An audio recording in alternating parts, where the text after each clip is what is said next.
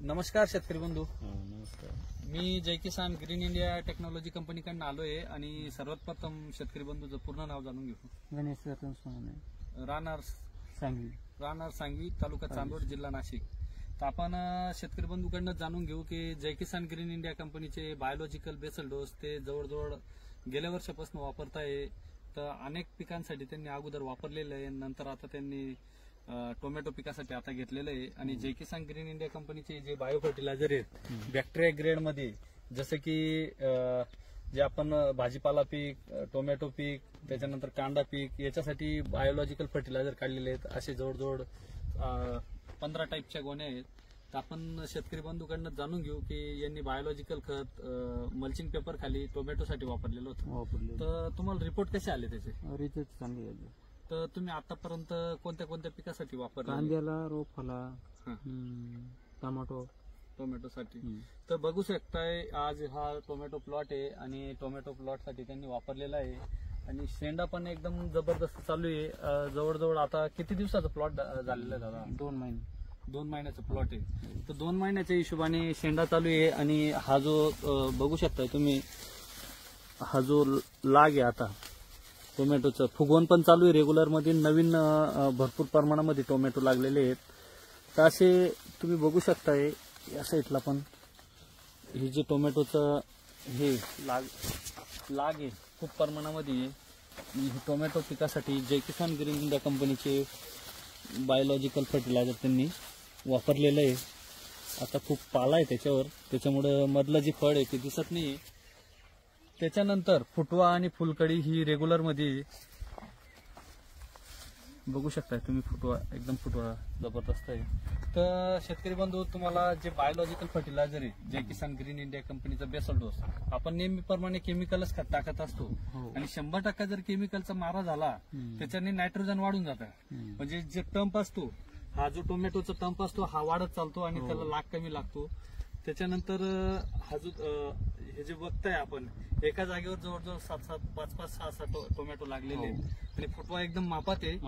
म्हणजे टंप एकदम मापात आहे, फुटवा खूप आहे. आणि रेग्युलर मध्ये फुलकडी निघते आणि खालून पण माल तयार होतोय आणि वरती शेंडा पण रेग्युलर मध्ये चालू आहे. तर तुम्ही काय सांगू इच्छिता याच्या बाबतीमध्ये? याच्या बाबतीत म्हणजे फुटवाही चांगला आहे आणि खादीचा एकदम रिझल्ट. तर इतर जे रासायनिक खत तुम्ही रेग्युलर वापरायचे त्याच्या तुलनेत तुम्हाला कसं वाटलं? जे तुम्ही चांगलं वाटलं, योग्य वाटलं. कमी खर्चात चांगलं उत्पादन वाटतंय का तुम्हाला? उत्पादन चांगलं. कारण की आपण दिवसेंदिवस रासायनिक खत वापरतोय. रासायनिक खताची एक गोणी घ्यायला जर गेलं तर 1700-1800 रुपयाला गोणी मिळते. आणि या एका गोणीच्या किमतीमध्ये 2 गोण्या पडताय. जवळजवळ 6 गोण्यांचं किट आहे. तर रासायनिक खत हे जर तुम्ही दिवसेंदिवस वापरताय त्याच्याने जमीन पण नापीक होते. आणि ही जी क्वालिटी आहे, जे टोमॅटो पीक असो किंवा इतर पीक असो, आता टोमॅटोचं रेग्युलर मध्ये खालून फुगवण पण चालू आहे आणि वरती शेंडा पण चालू आहे. तर असंच कांदा पिकासाठी पण टिकवण क्षमता उन्हाळी कांद्यासाठी बऱ्याच शेतकरी बांधवांना मिळालेले आहे. आता आम्ही जे व्हिडिओ बनवतोय त्याच्यावर बघतोय. तर तुमचं इतर पिकांसाठी पण चांगले रिपोर्ट मिळालेले आहे. तुम्हाला अनुभव चांगला मिळाला म्हणून तुम्ही टोमॅटो पिकासाठी वापरलेलं आहे. तर इतर शेतकरी बांधवांना काय सांगू इच्छिते तुम्ही? आता इच्छितो म्हणजे याचा रिझल्ट आहे म्हणून आम्ही घेतोय बा असं. बरोबर. तर बघू शकताय शेतकरी बांधवांची प्रतिक्रिया. आणि लाईव्ह आम्ही प्लॉटवर आलेलो आहे आणि आमचे जे बी व्हिडिओ बनवतो आम्ही ते लाईव्ह व्हिडिओ बनवतो. म्हणून आम्हाला शेतकरी बांधवांनी जय किसान ग्रीन इंडिया युट्यूब चॅनलला चांगला प्रतिसाद मिळतोय.